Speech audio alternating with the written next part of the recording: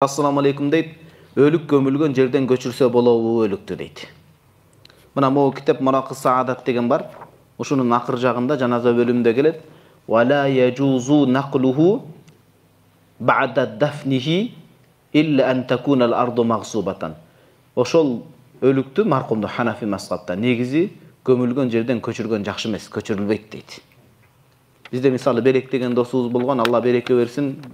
Ал кишинин баласы Египетте кайтыш болгон, ошол жерде эле gömülgөн болду. Бияка алып келилбейт. Ошол gömülgön жеринде өтө аралык алыс болсо, ошол gömülgön жеринде коюлган жакшы. Жер Кудайдыкы. Вала яжузу нақлуху бa'da dafnihi деп атат. Муракы Саадат имам Шурумбулали. Gömülgön жеринен көчүрүлгөн, gömülүп коюлунса, кайра ачып көчүрүлгөн жакшы эмес. Бир гана учурда, зарылчылык учурда алынышы мүмкүн. Illa iza kanatil ardu maghsuba, ошол коюлган жер бирөөдөн госуп кылып, тартып алып, бирөөнүн жерин.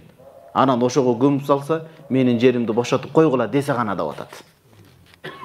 Түшүнүктүү бир туугандар. Кээ бир Ханафи алымдар зарылчылык себептен көчүрсө болот. Мисалы ошондой бөтөн өлкөгө коюп калса, өзүнүн өлкөсүнө көчүрсө болот деп айтат.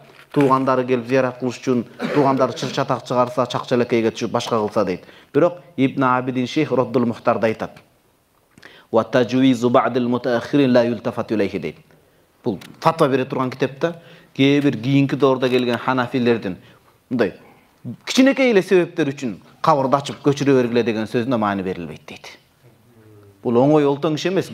Мейит көмүлгөндөн кийин аны ачып көчүр оңой олтоң иш эмес деп айтат Ибн Абидин Шейх Роддул Мухтарда. Хашат Ибн Абидинде. Бул аалымдар Имам Абу Ханиф, Имам Мухаммад буга катуу турган.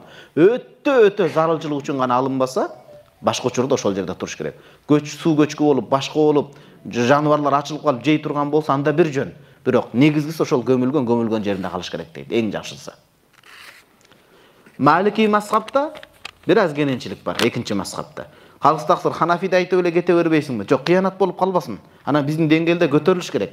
Экинчи мазхабта айтат, 3 шарт сакталса көчүрсө болот дейт аларда. Биринчи шарт Алла янфажра халатан нақл деп айтат. Ошол маркумду көчүрүп баратканда курсагы жарылып кетпесин дейт.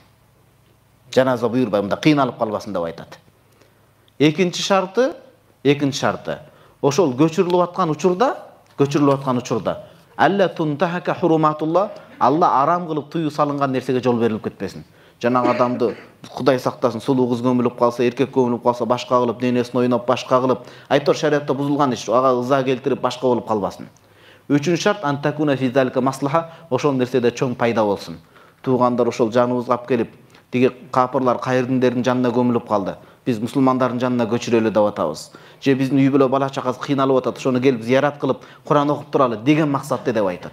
Бул Малики мазхаб. Биз өзүбүздүн Ханафи мазхабты карманабыз. Демек өлгөн жеринде, gömülгөн жеринде калат. Катуу зарылчылык болуп, диги жер тартып алып, диги жерин эси бошоткула деп такыр көмбөй наразы чыгып атса, айла жок гана ошол учурда көчүрүлүшү мүмкүн деп айтылат. Ошол маселеге фатва берилет бир туугандар. Кудай Таалам ар бирибиздин тирүүлүгүбүздү да жакшы кылсын, кайтыш болуубузду да жакшы кылсын, кайтыш болгондо да жай көрүстөнүбүздө көчпөстөн жакшы бир жерден топурак насип кылсын. Аалымдардын, олиялардын жанынан.